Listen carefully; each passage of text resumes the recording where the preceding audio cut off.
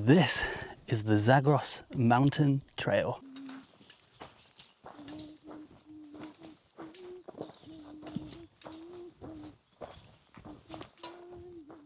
Amongst Kurdistan's soaring mountain peaks, I set off to hike the first few stages of Iraq's first ever long-distance hiking trail. Officially launched in 2024, the Zagros Mountain Trail stretches for some 215 kilometers through the mountains of Iraq's autonomous Kurdish region. Beginning in the village of Shush in the west, it reaches eastwards, following centuries-old shepherd's paths, ancient trading routes and pilgrimage tracks as it crosses mountains, hills and valleys before ending in the shadow of Mount Halgurd, which at 3,607 meters is the second highest mountain in Iraqi Kurdistan. The Zagros Mountain Trail is a community-led project and it connects over 30 rural villages where locals work as hosts and guides. During my travels across the region, I often heard the saying, "The Kurds have no friends but the mountains." I was intrigued to see what this new hiking route reveals about the people who call these mountains home.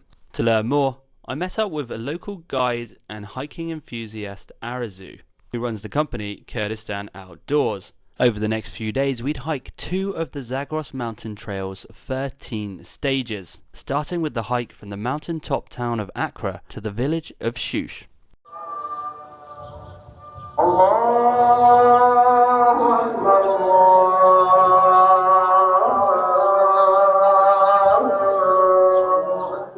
We're now starting in Akre, which is this beautiful Kurdish city you can see behind me, one of the oldest cities in Kurdistan and the focal point of the Nowruz celebrations in New Year.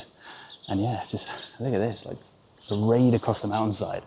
This is the end of stage 1 of the Zagros Mountain Trail, but we're going to be starting here and heading to Shusha, which is where the first stage begins. So we're kind of doing the first stage in reverse, but you'll still get a good impression of what the first stage of Kurdistan's first ever long-distance hiking trail is actually like.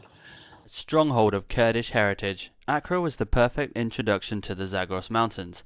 Earlier that morning on the drive to this millennia-old city, Arazu had explained why Akre was so important to the Kurdish culture she loved.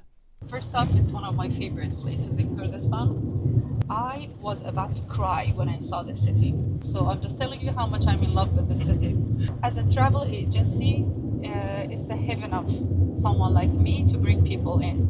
It has the nature in a very beautiful way, I'm saying. Like it has this beautiful rocky mountains, and it has the history, it has the food and culture, it has the nice people, it's safe, and it's like 1 hour and 10 minutes drive from Arbil. Nowruz, Kurdish New Year, is celebrated there, and Nowruz itself mainly gets celebrated in Zoroastrian way.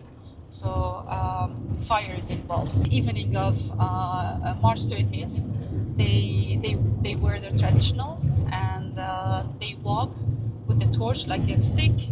They walk from the town, the old town, to the top of that mountain, which at the top of the mountain there is this ancient citadel. This citadel is the twin sister of another citadel in Shush village that we will hike today.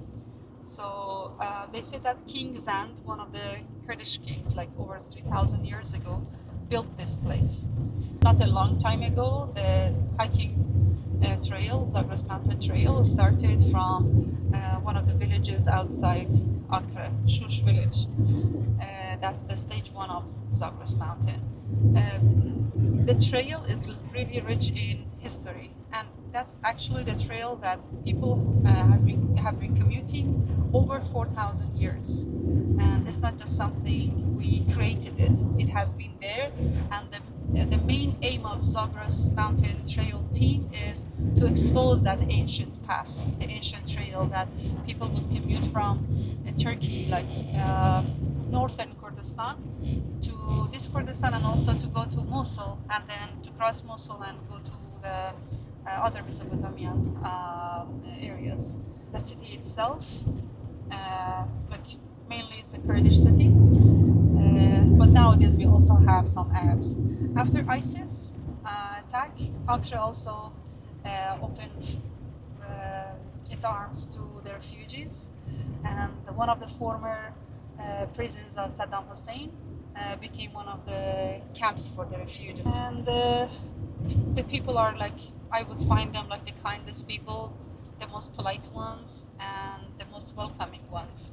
So, welcome to Akre. This is our checkpoint. Welcome to Akre. What are we doing? Mulberry. Mulberries. Oh.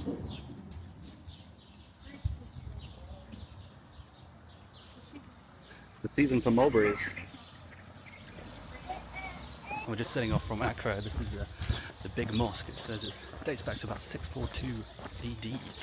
And we picked up a local guide as well, and Azam, this guy. And yeah, we're going to head off on the first stage. So the first stage between Shush and Akre. It should take about 3 or 4 hours, I think. I'm not sure how many kilometers, but we'll find out.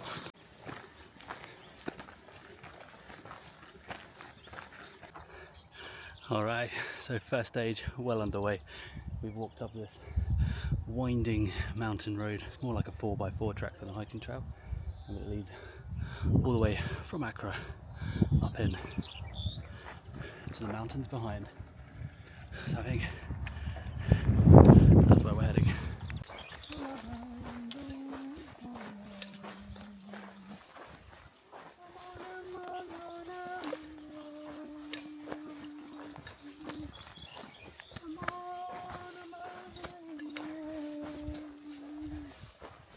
Beautiful singing, Arazu. Arazu was at home in the mountains. Before we'd set out that morning on the trail, she'd proudly explained how she'd become one of Kurdistan's first female hiking guides, with her country's epic mountain scenery inspiring her to found Kurdistan Outdoors. I talked to my friends. I said, guys, let's start a hiking club together. So we did actually.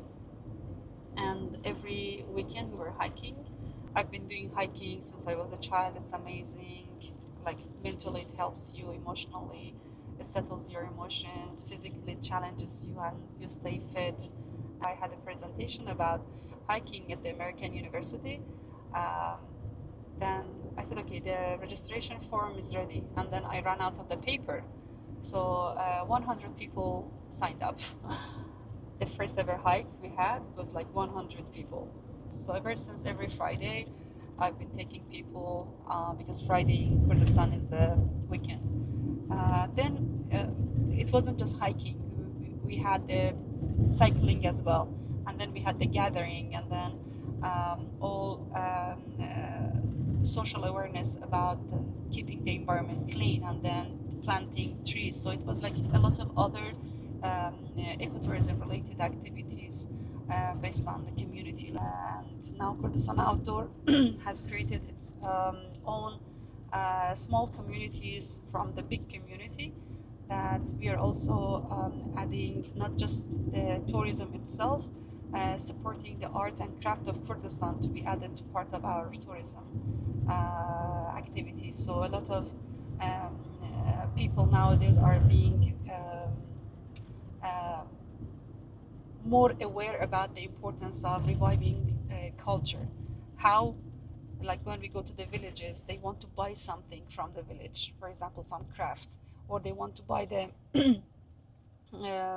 local products, some organic products. Now I can count like more than 200 hiking groups are grown in Kurdistan, and it feels like really good to be the pioneer who has started it in the region, and then how it had the positive impact in the society, that some people are making money out of it, and then the idea of hiking in Kurdistan is becoming very popular. So for me, the community that I created is like literally my child, and now I have like millions of children.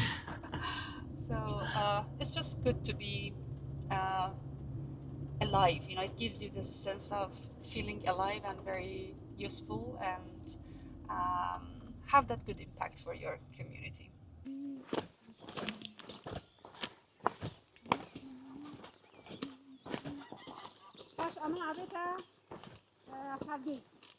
Do you know what this is?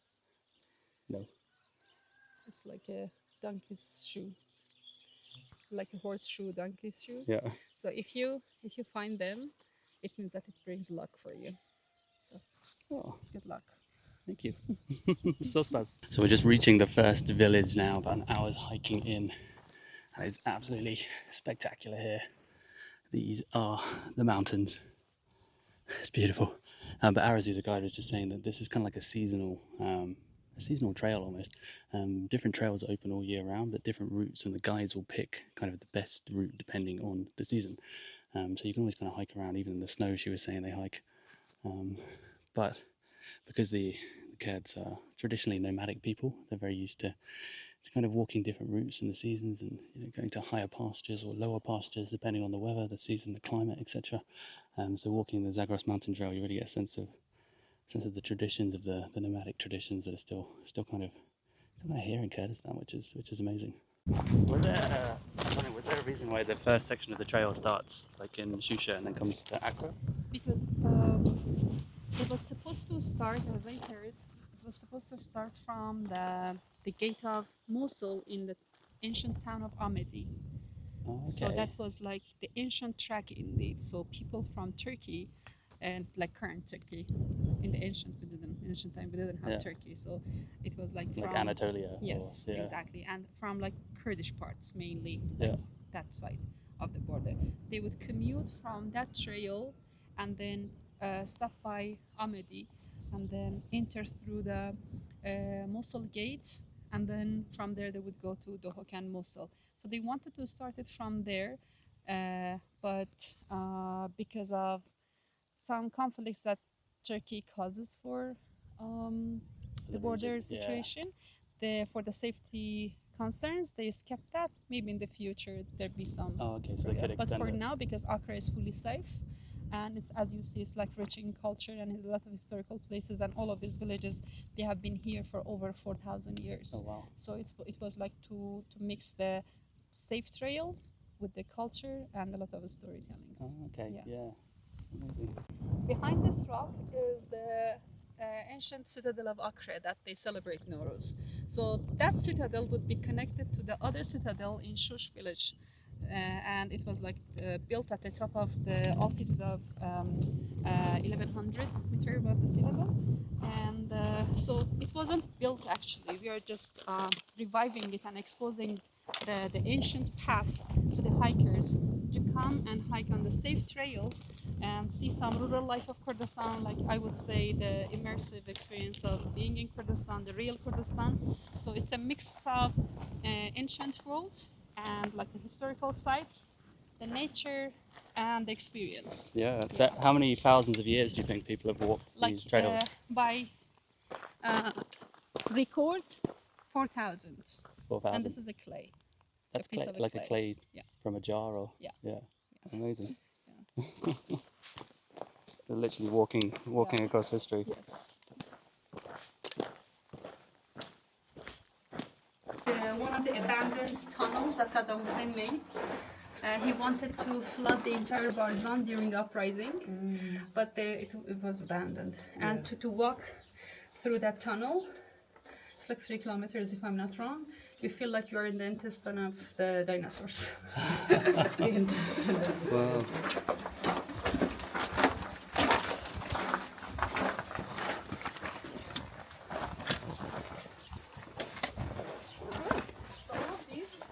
The seasonal spring and fall. Oh, so these are like dried up riverbeds. We didn't have like this. Yeah. So we just stopped for a lunch break, and Nazam has got this fire going in a record time. Look at that. Wow, welcome. Nazım, belki Shush. He's introducing himself. His name is Nazem from Shush village, from Akre, indeed. And he's a Peshmerga, if you know about Peshmerga. Oh, he's Peshmerga, yeah. Yes, the Kurdish military. And he's been guiding hiking tours with Zagros Trail for a year. For 1 year? Yeah. Cool. Yeah. So if he was Peshmerga, did he fight in the wars? Or Sorry? did he fight in the against No, ISIS? تو لقى داعش جنگت كردوها؟ بله. Yes. He did. Oh, wow. لموصل؟ لا، ثلاث قرى. Lekua? Telescope. Teleskop is one of these Christian towns. هي مسيحية كان وانيا? Yes. One of the they were like defending one of the Christian villages. In like Nineveh? Yes. Yeah. From ISIS. Yeah. From ISIS, yeah. Oh, wow. How long was he in the Peshmerga for? Was he still چند in it? سال بود که پشمرگه یکی؟ و نوتو چوری ورا از پشمرگه ما بس نوتو پنج گم حساب کرد. Since 1995. 95? Wow. So did he fight in the 2003 invasion as well, or against Saddam, or لکاتی که sorry in 2003 you said؟ or against Saddam before that, or با صدام اشتراط کردوه لکاتی صدام؟ نه خیر. No. وقت از یک چکابی. He was still too young. and what does he think of the Zagros Mountain Trail? نوشته که یعنی جون راستی. It's a beautiful thing, he says. We're talking about like before Zagros Mountain Trail and after. He mentions it has had a very good impact in terms of like economics. He mentioned knowing people, like when he mentioned it was like different expression. And the exposure of the area for the people. People didn't know about the place, but now they do. نشته چه نگیم. Tea or coffee? Tea, Some please. coffee for Tea. tea? Thank Shy. you. And could you ask him what the mountains mean to him? Yekmist. Yes, I will. Because they also live in the mountains, like their village is also mountainous. He says like, ما کار می نبید نشه بیرو بچده. بله ما کار می نبید چه وینو چین. تینه گشتن برگله بیش ما کار آرامی نبید. چه اونو کم هینو چی نشینده. بله. He says like without the like talking about the peace and the calmness that we have in the mountains, like without it life is impossible.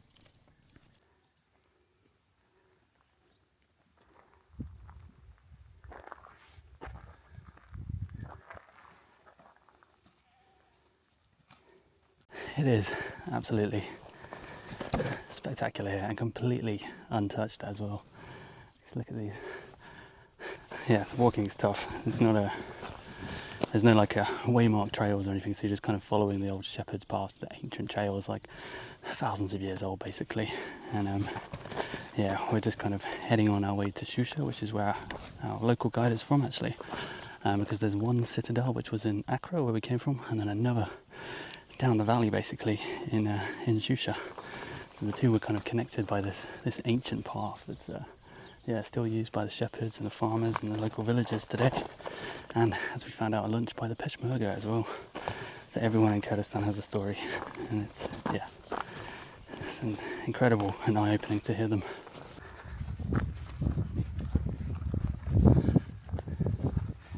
Alright, so we're about 3/4 of the way I think. Nazam's like bounding away like a mountain goat and telling us to hurry up because we've got 3 more villages to get through. You got fresh spring water straight from the Kurdish mountains. Beautiful.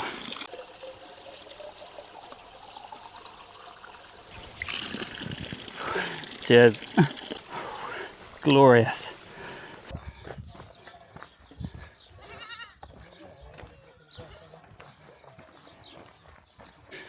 Now, I'm just walking the first stage today, but normally it takes people, I think, around 2 weeks to walk the entire 215 kilometers.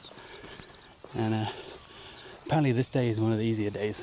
You're kind of just rolling through valleys, up and down a few hills.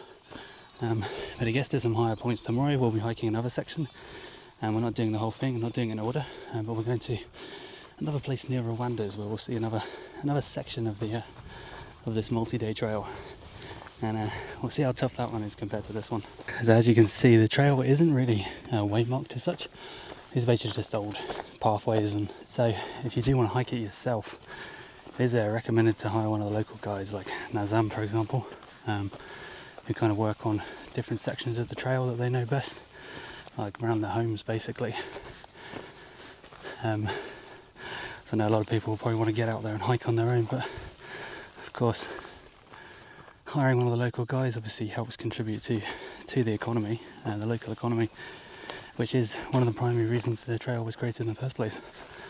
And this is basically a grassroots tourism operation initiative very much community based, and the idea is to help locals in the village to find employment through tourism, to encourage people to visit, to spend money at the local guest houses in the villages, and to hire local guides to not only show you around, but to teach you something about the local culture as well, about Kurdish history, about the Peshmerga, for example.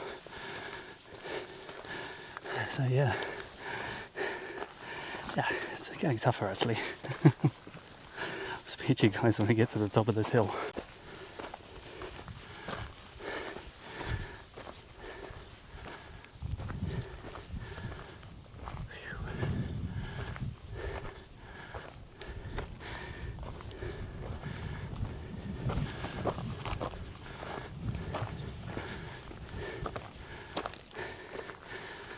Wow. So this was the top of the hill. Spectacular. And we are heading down into this valley here, somewhere along there. Should be Shush. But yeah, as I was saying, this is very much a community-based tourism initiative, which means it's very much grassroots. I believe it was founded by local hikers and actually two British journalists who live in Kurdistan and have written extensively about Kurdistan. I think their names are Leon McCarran and Emily Garthwaite, and they've written a lot of stuff about Kurdistan and done a lot of hiking across the world. They've done a lot of hiking across the world, and I think they've decided to try and put this trail together, this long distance trail. But yeah, it's very much the aim of the trail is to not just provide a way for hikers to see Kurdistan, but to provide a way for hikers and travellers to contribute something to the local economies, the local tourism economies, which are starting to grow here in Kurdistan as it attracts more visitors. Yeah, we've got about 2 hours of daylight left, I think, until the sun sets over the Zagros Mountains. So yeah, the Zagros Mountains are one of the major mountain ranges in the Middle East. They stretch across much of Iraqi Kurdistan, but they also form the border areas with Iran and Iraq, and I think they stretch across into Turkey as well. So very much a cross-border mountain range, but it's kind of one of the heartlands of the Kurdish people as well, who have lived in these mountains for centuries. Oh, so Shush is behind the hill. Yeah, and that's where the citadel is. Yeah, so there's another village, which is Gundik, and after that is... So the citadel is actually behind the house that we're having our dinner. Lunch and dinner. Oh, late dinner. Yeah. The village itself was formerly a Jewish village. Oh, I see. And a lot of people, they say, in 40s and 50s, they left Iraq. Yeah. In different parts of Iraq, they went to Israel, and this was one of them. Oh wow, so there were Jewish people living in Shusha until last century. In entire Kurdistan, there's only one best well-preserved synagogue, which is in this village. So like, how do the Kurds kind of fit into it? Because most people here are Kurdish now, is that right? Yeah, they are. And when did the Kurds sort of start to emerge as like a Speaking people? about the Jewish people, they were like Kurdish Jews. Oh, okay. Yeah. So it's more of a sort of a distinction The between the faith language and was Jewish, but the language and ethnicity was like Kurds. was like Kurdish. Yeah. Oh, okay. And also Christians. The same village has a church, like an old church, part of an old church. And it also has the Zoroastrian site. Yeah. The King's End, like the period, refers to that time. And also you will see like some Zoroastrian tombs. Like they were normally carved out of the rocks, and they would put the corpse inside it. Right. There's a lot of history here, and sometimes it's difficult to manage how to start, how to connect them. Yeah, it's very complex. There's so many different faiths and peoples and languages and ethnicities and civilizations that have come through. For that. Yeah. But it's incredible, the diversity in such a small area. Yes. Hello.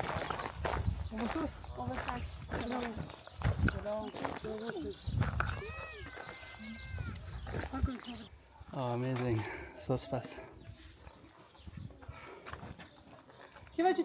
Wow. the hospitality in little villages is fantastic. We're just in a little place called Cards, I think. 2 villages down from Shush, where we're ending the day, and the guys just come out giving us some cold water. Much needed.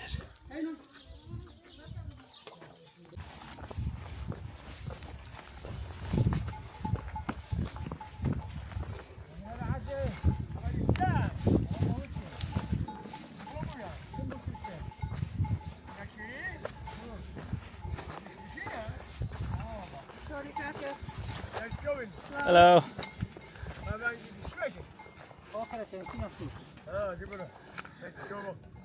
Hi.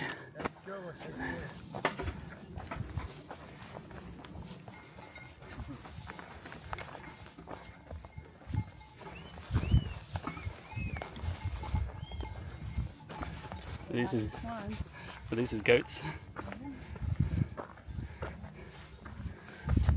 There's Chai. Hello. Sun is setting. All the shepherds are out lighting fires, herding the goats. Alright, so there's one more village before Shush. That is Gundik, and then Shush is over the next hill. Wow, just listen to those goats. It's crazy. This is just the valley on the way down to Gundik and then to Shush. And the shepherds are moving the herds through the valley, I think. Maybe before the sun sets, find somewhere to camp out. Right, we made it to Gundik.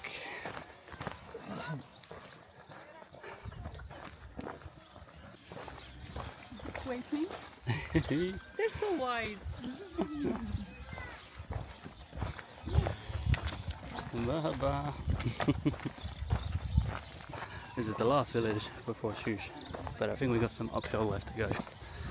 So yeah, hopefully we can get there before the sun sets.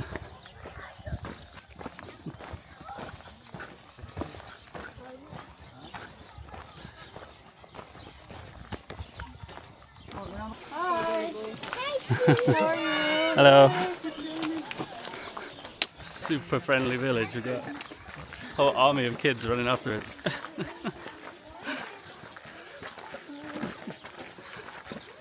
I'm gonna go for the ice cream. This guy has saved our life. That's the Miranda. Oh my god, I'll take a Miranda. I don't do more. I'm gonna have the ice cream.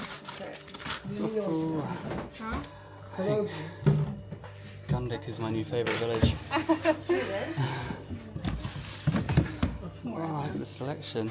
Oh, this is from Isfahan, Iran. What's good? Oh, it depends, like, what flavors do you like? Yeah, I like strawberry actually. Yeah.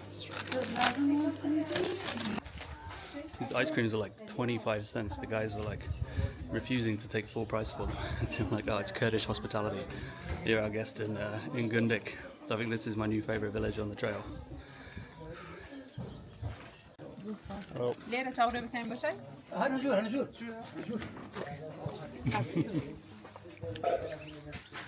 Alright, so these guys have invited us in for some tea as well. Oh, this is cool. It's for like shoes. Yeah, yeah. It's a local family home in Gundik. Hello. Hello. Nice to meet you. Thank you.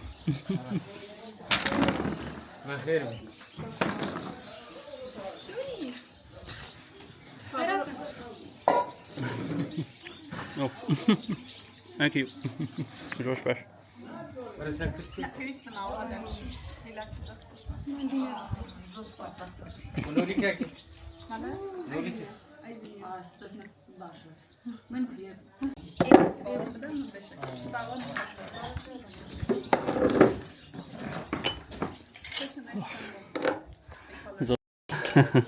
Thank you.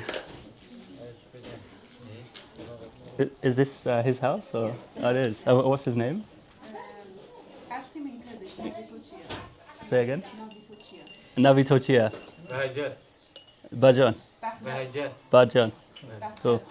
Bajat. Bajat. Richard. Nice to meet you. They've even brought us dolma. Amazing. This is so good. Is that like kaimak? Or... It's the cream over the fresh yogurt. Oh, incredible. Zospas. Oh, Zospas. Manish Novsanam. That's Amazing. Thank you. This is Baparat, right? He led us into his home, gave us chai and dolma and some delightful dessert. So if you're ever in Gunduk, come and say hi. Zospas. Nice to meet you.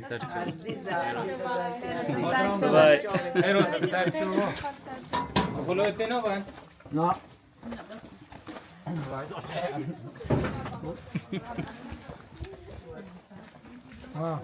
Alright, we've been waylaid by the hospitality in Gunduk. Thanks to all the food they were giving us. So it's now pretty much dark, it's just gone 7, like 7:15. And we've still got like, I think about 45 minutes walking to get to Shush. So we're going to be doing this in the dark, I think.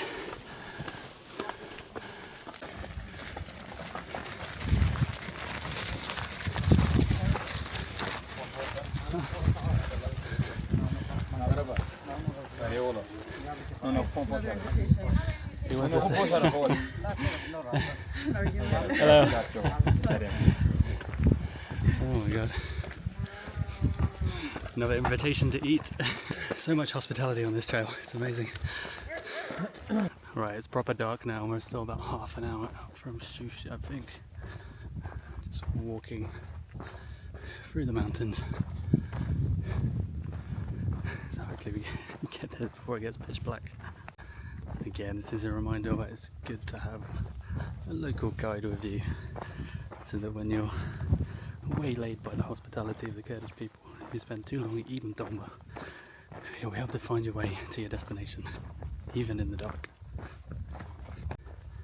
But Arazu made an interesting point as well when we were walking in the dark. She was saying how the Kurdish people used to make these same journeys through the same mountains, through the Zagros Mountains, when they were fleeing the persecution and the genocide, even the Anfal they call it, of Saddam Hussein. And they would flee along these same trails that we're walking now to the Turkish border, which is in the northwest, or the Iranian border, which is to the east, and wouldn't receive such kind of hospitality along the way, I imagine. Especially not if they encountered Saddam's troops. So yeah, times have changed a lot in Kurdistan. The very fact that we can do this in the dark now, in relative safety, but minus the odd wolf perhaps and the rocks, shows there's been a lot of change in Kurdistan, for the better, of course, for the better. So guys, we finally made it to Shush, to a little guest house and family home up on the top of the hill. Just as the call to prayer was, the final call to prayer of the day was coming across the hills. So yeah, that took about 8 hours in the end. Originally I thought it was maybe going to be 4 or 5 hours for some reason, but twice that, because it was a lot further. It's about 24 kilometers in the end, and then with all the stops and the hospitality and the viewpoints along the way, it took its time, but it was a long but enjoyable day. So yeah, it's been a tough first or last stage, whichever way you do it. This is not going to be an easy trail to complete, because I was told this is one of the flatter, easier sections as well. So if you're trying to do all 215 kilometers, good luck to you. But yeah, right now gonna get some food with these guys, and then heading back to Akre where we started the day, and then heading further along the trail so we can do another stage of the Zagros Mountain Trail tomorrow morning, which I'm told might be a little bit shorter, although I'm not sure if it's going to be easier.